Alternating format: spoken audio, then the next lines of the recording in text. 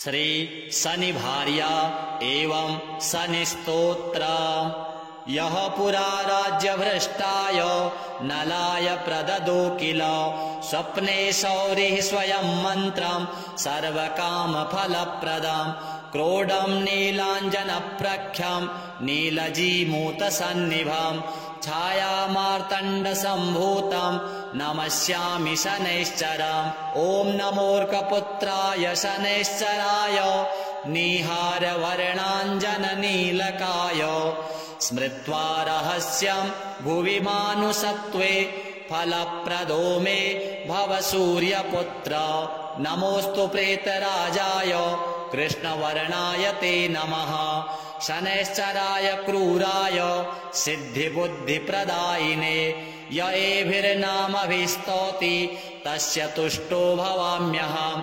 मामकानां भयं तस्य स्वप्नेष्वपि न जायते गार्गेयकौशिकस्यापि पिप्पलादो महामुनिः। शनैश्चरकृता पीडा न भवति कदाचनः क्रोडस्तु पिङ्गलो बभ्रु कृष्णो रौद्रोऽन्तको यमः। शौरिः शनैश्चरो मन्दः पिप्पलादेन संयुतः।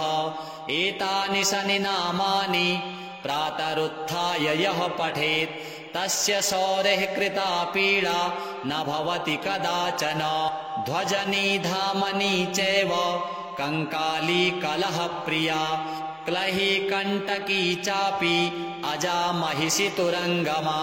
नामानि शनिभार्यायाः नित्यं जपति यः पुमान् तस्य दुःखाः विनश्यन्ति सुखसौभाग्यं वर्धते। यः पुरा राज्यभ्रष्टाय नलाय प्रददो किल स्वप्ने शौरिः स्वयं मन्त्रं सर्वकामफलप्रदम् क्रोडं नीलाञ्जनप्रख्यं नीलजीमूतसन्निभम् छायामार्तण्डसम्भूतं नमस्यामि शनैश्चरम्। ॐ नमोऽर्कपुत्राय शनैश्चराय निहारवर्णाञ्जननीलकाय स्मृत्वा रहस्यं भुवि मानुषत्वे फलप्रदो मे भव सूर्यपुत्र। नमोऽस्तु प्रेतराजाय कृष्णवर्णाय ते नमः। शनैश्चराय क्रूराय सिद्धिबुद्धिप्रदायिने य एभिर्नामभिस्तौति तस्य तुष्टो भवाम्यहम्। मामकानां भयं तस्य स्वप्नेष्वपि न जायते गार्गेयकौशिकस्यापि पिप्पलादो महामुनिः। शनैश्चरकृता पीडा न भवति कदाचनः क्रोडस्तु पिङ्गलो बभ्रु कृष्णो रौद्रोऽन्तको यमः।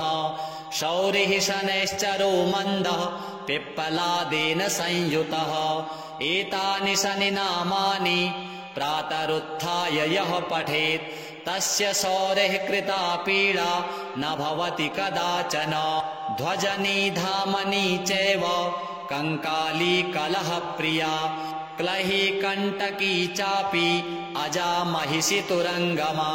नामानि शनिभार्यायाः नित्यं जपति यः पुमान् तस्य दुःखाः विनश्यन्ति सुखसौभाग्यं वर्धते। यः पुरा राज्यभ्रष्टाय नलाय प्रददो किल स्वप्ने शौरिः स्वयं मन्त्रं सर्वकामफलप्रदम् क्रोडं नीलाञ्जनप्रख्यं नीलजीमूतसन्निभम् छायामार्तण्डसम्भूतं नमस्यामि शनैश्चरम्। ॐ नमोऽर्कपुत्राय शनैश्चराय निहारवर्णाञ्जननीलकाय स्मृत्वा रहस्यं भुवि मानुषत्वे फलप्रदो मे भव सूर्यपुत्र। नमोऽस्तु प्रेतराजाय कृष्णवर्णाय ते नमः। शनैश्चराय क्रूराय सिद्धिबुद्धिप्रदायिने य एभिर्नामभिस्तौति तस्य तुष्टो भवाम्यहम्। मामकानां भयं तस्य स्वप्नेष्वपि न जायते गार्गेयकौशिकस्यापि पिप्पलादो महामुनिः। शनैश्चरकृता पीडा न भवति कदाचनः क्रोडस्तु पिङ्गलो बभ्रु कृष्णो रौद्रोऽन्तको यमः शौरिः शनैश्चरो मन्दः पिप्पलादेन संयुतः एतानि शनि नामानि प्रातरुत्थाय यः पठेत् तस्य शौरेः कृता पीडा न भवति कदाचन ध्वजनी धामनी चैव कंकाली कलहप्रिया क्लही कण्टकी चापि अजा महिषी तुरङ्गमा नामानि शनि भार्यायाः नित्यं जपति यः पुमान् तस्य दुःखाः विनश्यन्ति सुख सौभाग्यं वर्धते यः पुरा राज्यभ्रष्टाय नलाय प्रददो किल स्वप्ने शौरिः स्वयं मन्त्रं सर्वकामफलप्रदं क्रोडं नीलाञ्जनप्रख्यं नीलजीमूतसन्निभं छायामार्तण्डसम्भूतं नमस्यामि शनैश्चरम् ॐ नमोऽर्कपुत्राय शनैश्चराय निहारवर्णाञ्जननीलकाय स्मृत्वा रहस्यं भुवि मानुषत्वे फलप्रदो मे भव सूर्यपुत्र नमोऽस्तु प्रेतराजाय कृष्णवर्णाय ते नमः शनैश्चराय क्रूराय सिद्धिबुद्धिप्रदायिने य एभिर्नामभिस्तौति तस्य तुष्टो भवाम्यहम् मामकानां भयं तस्य स्वप्नेष्वपि न जायते गार्गेयकौशिकस्यापि पिप्पलादो महामुनिः शनैश्चरकृता पीडा न भवति कदाचनः क्रोडस्तु पिङ्गलो बभ्रु कृष्णो रौद्रोऽन्तको यमः शौरिः शनैश्चरो मन्दः पिप्पलादेन संयुतः एतानि शनि नामानि प्रातरुत्थाय यः पठेत् तस्य शौरेः कृता पीडा न भवति कदाचन ध्वजनी धामनी चैव कंकाली कलहप्रिया क्लही कण्टकी चापि अजा महिषी तुरङ्गमा नामानि शनि भार्यायाः नित्यं जपति यः पुमान् तस्य दुःखाः विनश्यन्ति सुख सौभाग्यं वर्धते यः पुरा राज्यभ्रष्टाय नलाय प्रददो किल स्वप्ने शौरिः स्वयं मन्त्रं सर्वकामफलप्रदं क्रोडं नीलाञ्जनप्रख्यं नीलजीमूतसन्निभं छायामार्तण्डसम्भूतं नमस्यामि शनैश्चरम् ॐ नमोऽर्कपुत्राय शनैश्चराय निहारवर्णाञ्जननीलकाय स्मृत्वा रहस्यं भुवि मानुषत्वे फलप्रदो मे भव सूर्यपुत्र नमोऽस्तु प्रेतराजाय कृष्णवर्णाय ते नमः शनैश्चराय क्रूराय सिद्धिबुद्धिप्रदायिने य एभिर्नामभिस्तौति तस्य तुष्टो भवाम्यहम् मामकानां भयं तस्य स्वप्नेष्वपि न जायते गार्गेयकौशिकस्यापि पिप्पलादो महामुनिः शनैश्चरकृता पीडा न भवति कदाचनः क्रोडस्तु पिङ्गलो बभ्रु कृष्णो रौद्रोऽन्तको यमः शौरिः शनैश्चरो मन्दः पिप्पलादेन संयुतः एतानि शनि नामानि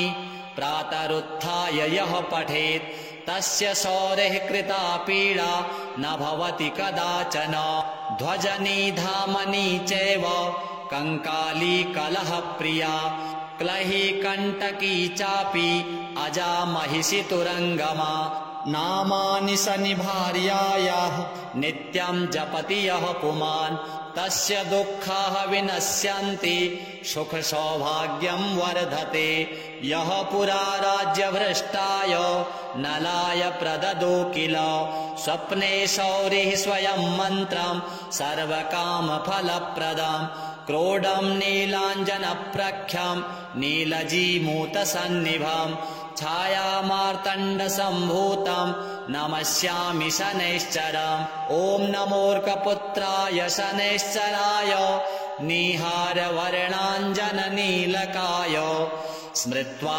रहस्यम् भुवि मानुषत्वे फलप्रदो मे भव सूर्यपुत्र नमोऽस्तु प्रेतराजाय कृष्णवर्णाय ते नमः शनैश्चराय क्रूराय सिद्धिबुद्धिप्रदायिने य एभिर्नामभिस्तौति तस्य तुष्टो भवाम्यहम् मामकानां भयं तस्य स्वप्नेष्वपि न जायते गार्गेयकौशिकस्यापि पिप्पलादो महामुनिः शनैश्चरकृता पीडा न भवति कदाचनः क्रोडस्तु पिङ्गलो बभ्रु कृष्णो रौद्रोऽन्तको यमः शौरिः शनैश्चरो मन्दः पिप्पलादेन संयुतः एतानि शनिनामानि प्रातरुत्थाय यः पठेत् तस्य शौरिः कृता पीडा न भवति कदाचन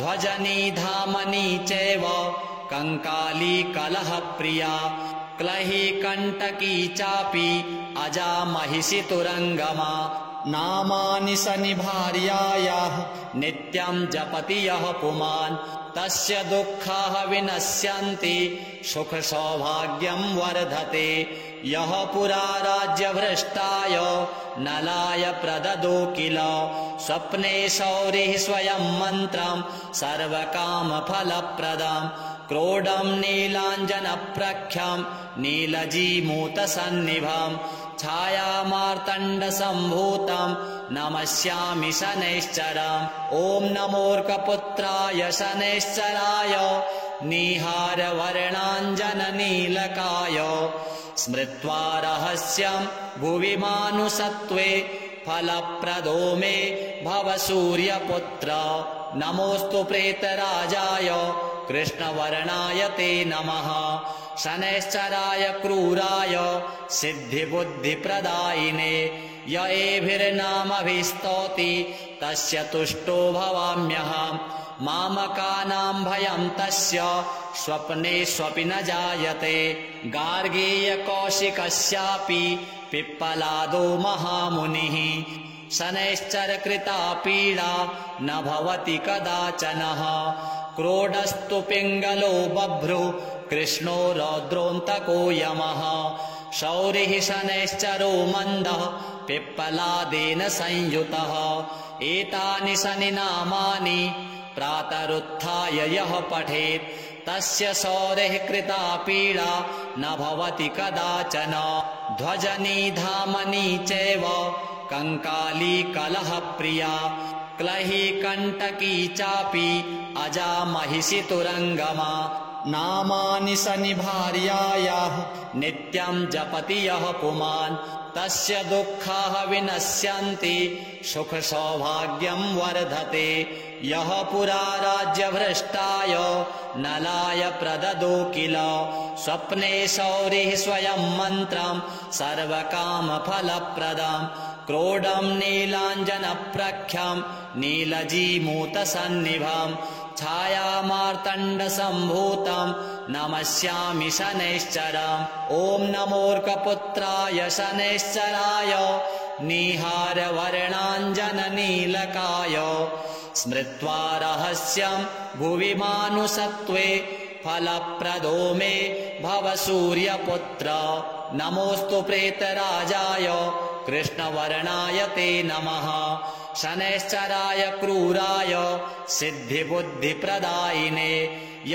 एभिर्नामभिस्तौति तस्य तुष्टो भवाम्यहम् मामकानां भयं तस्य स्वप्नेष्वपि न जायते गार्गेयकौशिकस्यापि पिप्पलादो महामुनिः शनैश्चरकृता पीडा न भवति कदाचनः क्रोडस्तु पिङ्गलो बभ्रु कृष्णो रौद्रोऽन्तको यमः शौरिः शनैश्चरो मन्दः पिप्पलादेन संयुतः एतानि शनिनामानि प्रातरुत्थाय यः पठेत् तस्य शौरिः कृता पीडा न भवति कदाचन ध्वजनी धामनी चैव कंकाली कलहप्रिया क्लही कण्टकी चापि अजा महिषी तुरङ्गमा नामानि सनिभार्यायाः नित्यं जपति यः पुमान् तस्य दुःखाः विनश्यन्ति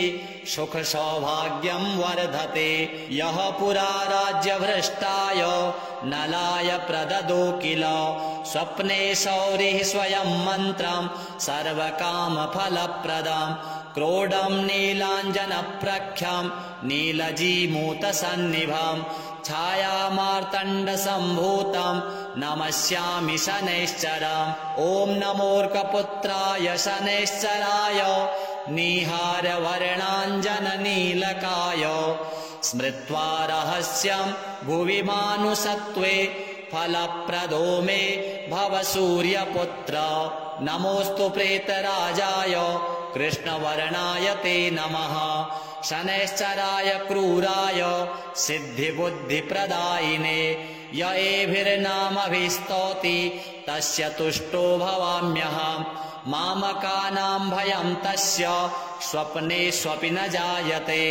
गार्गेयकौशिकस्यापि पिप्पलादो महामुनिः शनैश्चरकृता पीडा न भवति कदाचनः।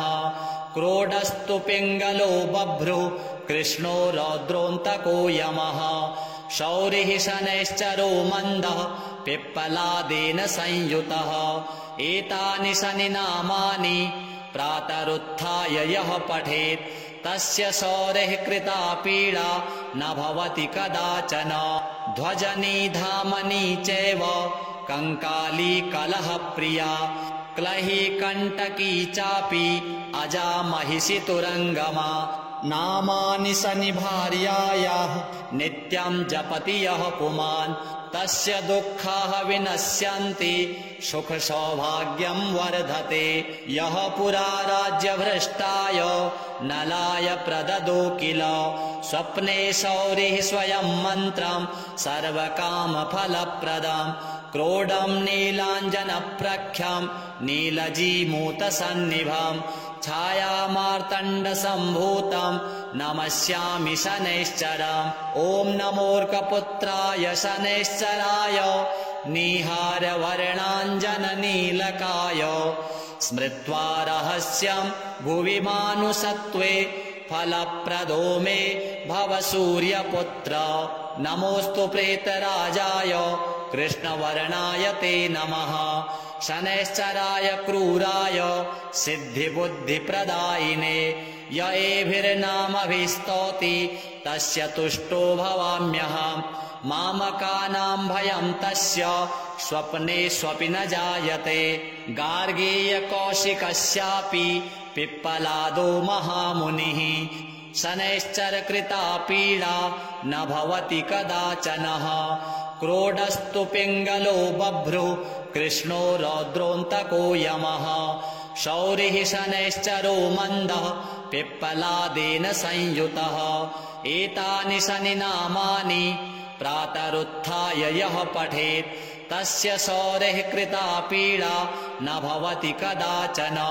ध्वजनी धामनी चैव कंकाली कलहप्रिया क्लही कण्टकी चापि अजा महिषी तुरङ्गमा। नामानि सनिभार्यायाः नित्यं जपति यः पुमान् तस्य दुःखाः विनश्यन्ति सुखसौभाग्यं वर्धते। यः पुरा राज्यभ्रष्टाय नलाय प्रददो किल स्वप्ने शौरिः स्वयं मन्त्रं सर्वकामफलप्रदम् क्रोडं नीलाञ्जनप्रख्यं नीलजीमूतसन्निभम् छायामार्तण्डसम्भूतं नमस्यामि शनैश्चरम्। ॐ नमोऽर्कपुत्राय शनैश्चराय निहारवर्णाञ्जननीलकाय स्मृत्वा रहस्यं भुवि मानुषत्वे फलप्रदो मे भव सूर्यपुत्र। नमोऽस्तु प्रेतराजाय कृष्णवर्णाय ते नमः। शनैश्चराय क्रूराय सिद्धिबुद्धिप्रदायिने य एभिर्नामभिस्तौति तस्य तुष्टो भवाम्यहम्।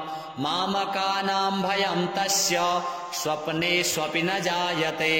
गार्गेयकौशिकस्यापि पिप्पलादो महामुनिः शनैश्चरकृता पीडा न भवति कदाचनः क्रोडस्तु पिङ्गलो बभ्रुः कृष्णो रौद्रोऽन्तको यमः शौरिः शनैश्चरो मन्दः पिप्पलादेन संयुतः एतानि शनिनामानि प्रातरुत्थाय यः पठेत् तस्य शौरेः कृता पीडा न भवति कदाचन ध्वजनी धामनी चैव कंकाली कलहप्रिया क्लही कण्टकी चापि अजा महिषी तुरङ्गमा नामानि शनिभार्यायाः नित्यं जपति यः पुमान् तस्य दुःखाः विनश्यन्ति सुख सौभाग्यं वर्धते यः पुरा राज्यभ्रष्टाय नलाय प्रददो किल स्वप्ने शौरिः स्वयं मन्त्रं सर्वकामफलप्रदं क्रोडं नीलाञ्जनप्रख्यं नीलजीमूतसन्निभं छायामार्तण्डसम्भूतं नमस्यामि शनैश्चरम् ॐ नमोऽर्कपुत्राय शनैश्चराय निहारवर्णाञ्जननीलकाय स्मृत्वा रहस्यं भुवि मानुषत्वे फलप्रदो मे भव सूर्यपुत्र नमोऽस्तु प्रेतराजाय कृष्णवर्णाय ते नमः शनैश्चराय क्रूराय सिद्धिबुद्धिप्रदायिने य एभिर्नामभिस्तौति तस्य तुष्टो भवाम्यहम् मामकानां भयं तस्य स्वप्नेष्वपि न जायते गार्गेयकौशिकस्यापि पिप्पलादो महामुनिः शनैश्चरकृता पीडा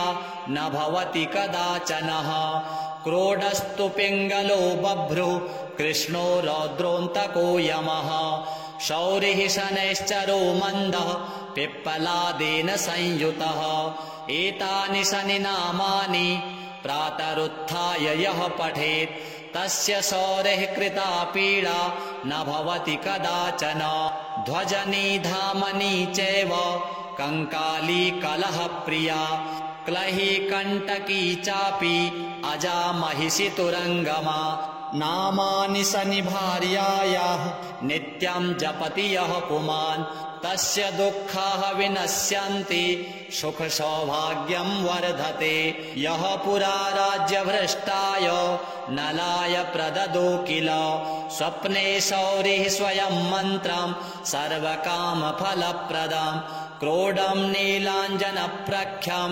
नीलजीमूतसन्निभं छायामार्तण्डसम्भूतं नमस्यामि शनैश्चरम् ॐ नमोऽर्कपुत्राय शनैश्चराय निहारवर्णाञ्जननीलकाय स्मृत्वा रहस्यं भुवि मानुषत्वे फलप्रदो मे भव सूर्यपुत्र नमोऽस्तु प्रेतराजाय कृष्णवर्णाय ते नमः शनैश्चराय क्रूराय सिद्धिबुद्धिप्रदायिने य एभिर्नामभिस्तौति तस्य तुष्टो भवाम्यहम् मामकानां भयं तस्य स्वप्नेष्वपि न जायते गार्गेयकौशिकस्यापि पिप्पलादो महामुनिः शनैश्चरकृता पीडा न भवति कदाचनः क्रोडस्तु पिङ्गलो बभ्रुः कृष्णो रौद्रोऽन्तको यमः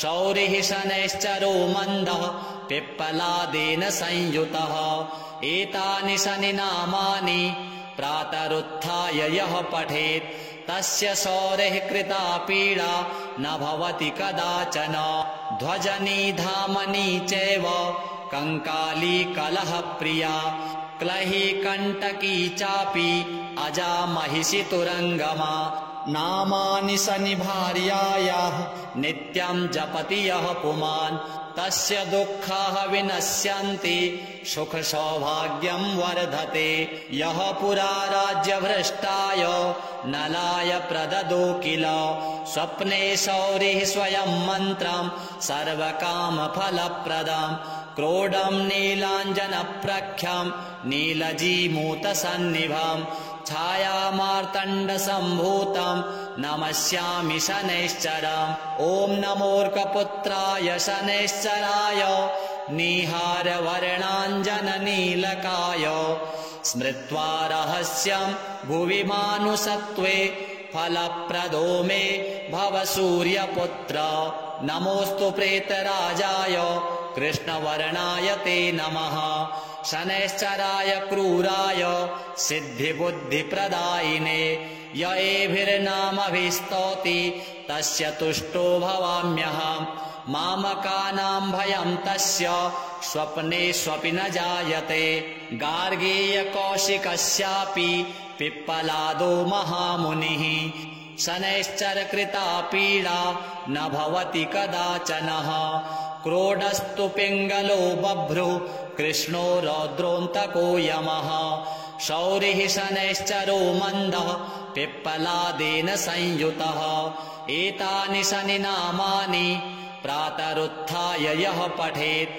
तस्य शौरिः कृता पीडा न भवति कदाचन ध्वजनी धामनी चैव कंकाली कलहप्रिया क्लही कण्टकी चापि अजा महिषी तुरङ्गमा नामानि शनिभार्यायाः नित्यं जपति यः पुमान् तस्य दुःखाः विनश्यन्ति सुखसौभाग्यं वर्धते यः पुरा राज्यभ्रष्टाय नलाय प्रददो किल स्वप्ने शौरिः स्वयं मन्त्रं सर्वकामफलप्रदम् क्रोडं नीलाञ्जनप्रख्यं नीलजीमूतसन्निभम् छायामार्तण्डसम्भूतं नमस्यामि शनैश्चरम् ॐ नमोऽर्कपुत्राय शनैश्चराय निहारवर्णाञ्जननीलकाय स्मृत्वा रहस्यं भुवि मानुषत्वे फलप्रदो मे भव सूर्यपुत्र नमोऽस्तु प्रेतराजाय कृष्णवर्णाय ते नमः शनैश्चराय क्रूराय सिद्धिबुद्धिप्रदायिने य एभिर्नामभिस्तौति तस्य तुष्टो भवाम्यहम् मामकानां भयं तस्य स्वप्नेष्वपि न जायते गार्गेयकौशिकस्यापि पिप्पलादो महामुनिः शनैश्चरकृता पीडा न भवति कदाचनः क्रोडस्तु पिङ्गलो बभ्रु कृष्णो रौद्रोऽन्तको यमः शौरिः शनैश्चरो मन्दः पिप्पलादेन संयुतः एतानि शनिनामानि प्रातरुत्थाय यः पठेत् तस्य शौरिः कृता पीडा न भवति कदाचन ध्वजनी धामनी चैव कंकाली कलहप्रिया क्लही कण्टकी चापि अजा महिषी तुरङ्गमा नामानि शनिभार्यायाः नित्यं जपति यः पुमान् तस्य दुःखाः विनश्यन्ति सुखसौभाग्यं वर्धते यः पुरा राज्यभ्रष्टाय नलाय प्रददो किल स्वप्ने शौरिः स्वयं मन्त्रं सर्वकामफलप्रदम् क्रोडं नीलाञ्जनप्रख्यं नीलजीमूतसन्निभम् छायामार्तण्डसम्भूतं नमस्यामि शनैश्चरम् ॐ नमोऽर्कपुत्राय शनैश्चराय निहारवर्णाञ्जननीलकाय स्मृत्वा रहस्यं भुवि मानुषत्वे फलप्रदो मे भव सूर्यपुत्र नमोऽस्तु प्रेतराजाय कृष्णवर्णाय ते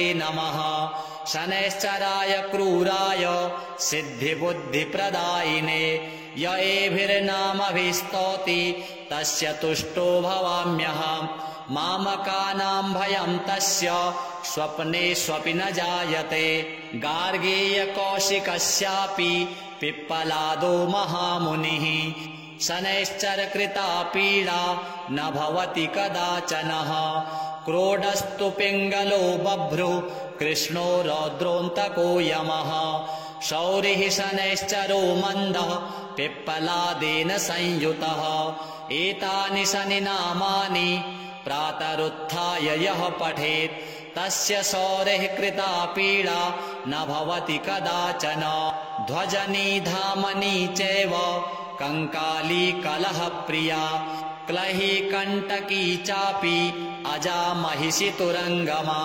नामानि सनिभार्यायाः नित्यं जपति यः पुमान् तस्य दुःखाः विनश्यन्ति सुखसौभाग्यं वर्धते। यः पुरा राज्यभ्रष्टाय नलाय प्रददो किल स्वप्ने शौरिः स्वयं मन्त्रं सर्वकामफलप्रदं क्रोडं नीलाञ्जनप्रख्यं नीलजीमूतसन्निभं छायामार्तण्डसम्भूतं नमस्यामि शनैश्चरम्। ॐ नमोऽर्कपुत्राय शनैश्चराय निहारवर्णाञ्जननीलकाय स्मृत्वा रहस्यं भुवि मानुषत्वे फलप्रदो मे भव सूर्यपुत्र। नमोऽस्तु प्रेतराजाय कृष्णवर्णाय ते नमः। शनैश्चराय क्रूराय सिद्धिबुद्धिप्रदायिने य एभिर्नामभिस्तौति तस्य तुष्टो भवाम्यहम्। मामकानां भयं तस्य स्वप्नेष्वपि न जायते।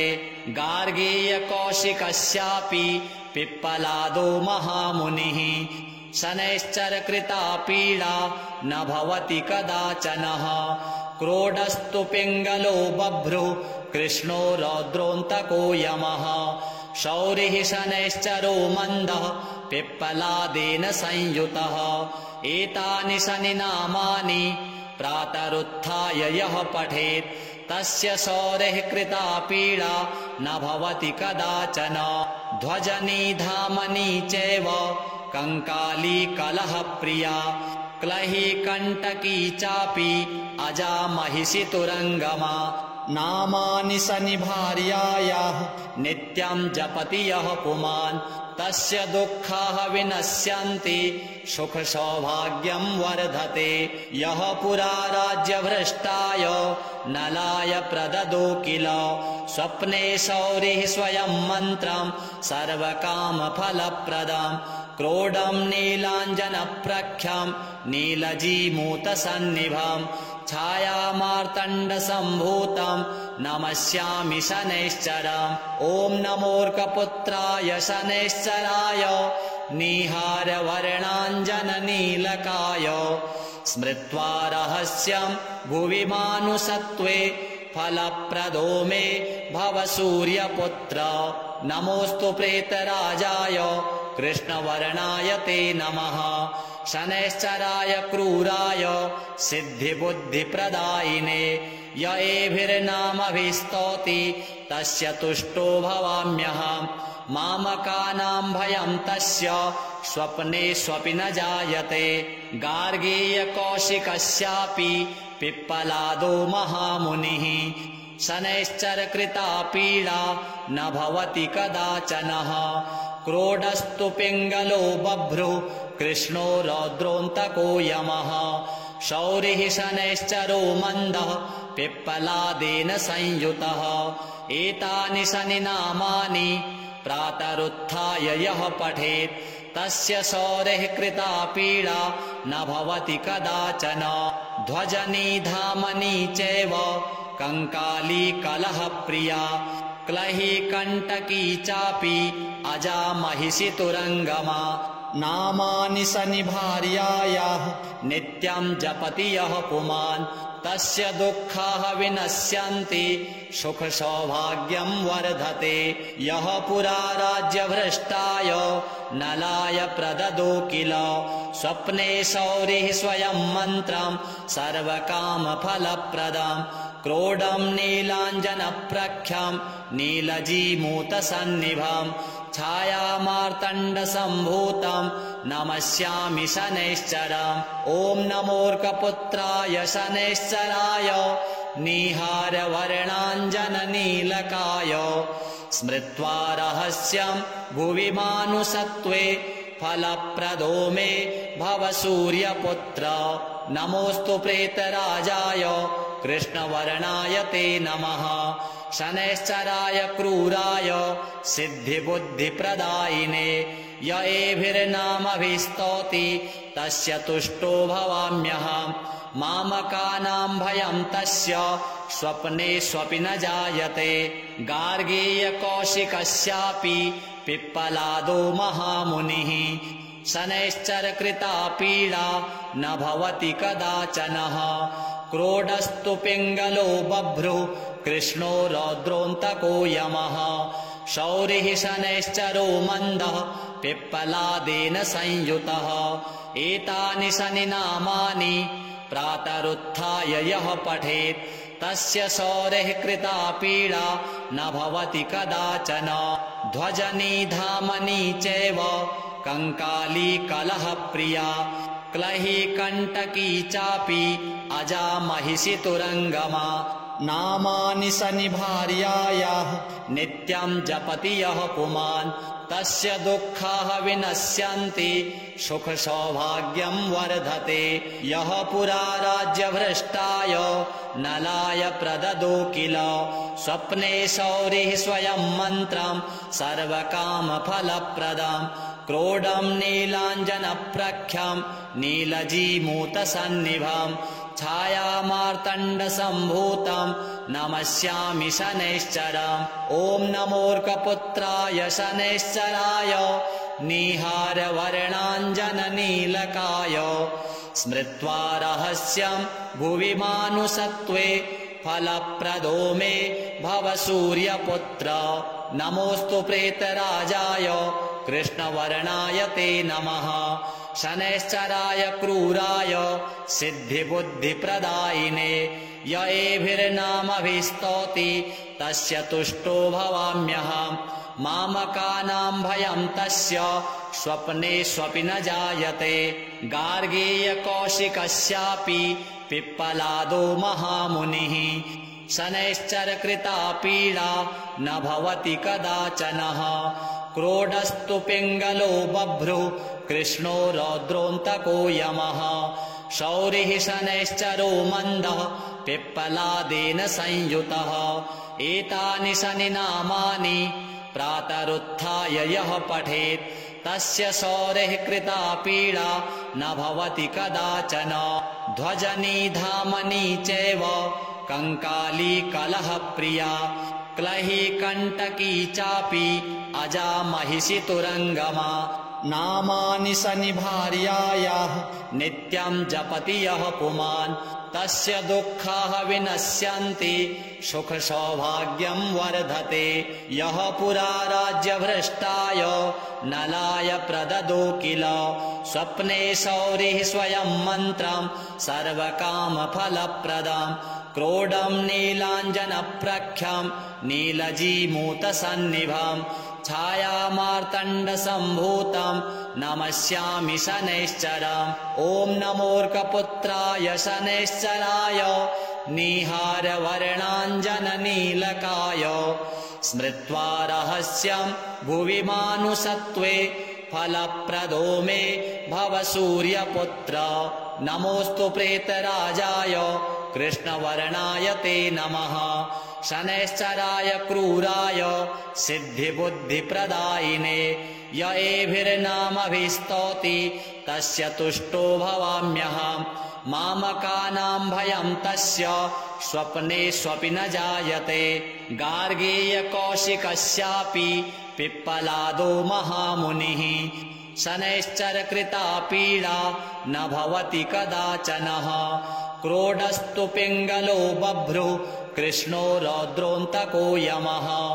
शौरिः शनैश्चरो मन्दः पिप्पलादेन संयुतः एतानि शनिनामानि प्रातरुत्थाय यः पठेत् तस्य शौरेः कृता पीडा न भवति कदाचन ध्वजनी धामनी चैव कंकाली कलहप्रिया क्लही कण्टकी चापि अजा महिषी तुरङ्गमा नामानि शनिभार्यायाः नित्यं जपति यः पुमान् तस्य दुःखाः विनश्यन्ति सुख सौभाग्यं वर्धते श्री शनिदेवार्पणमस्तु।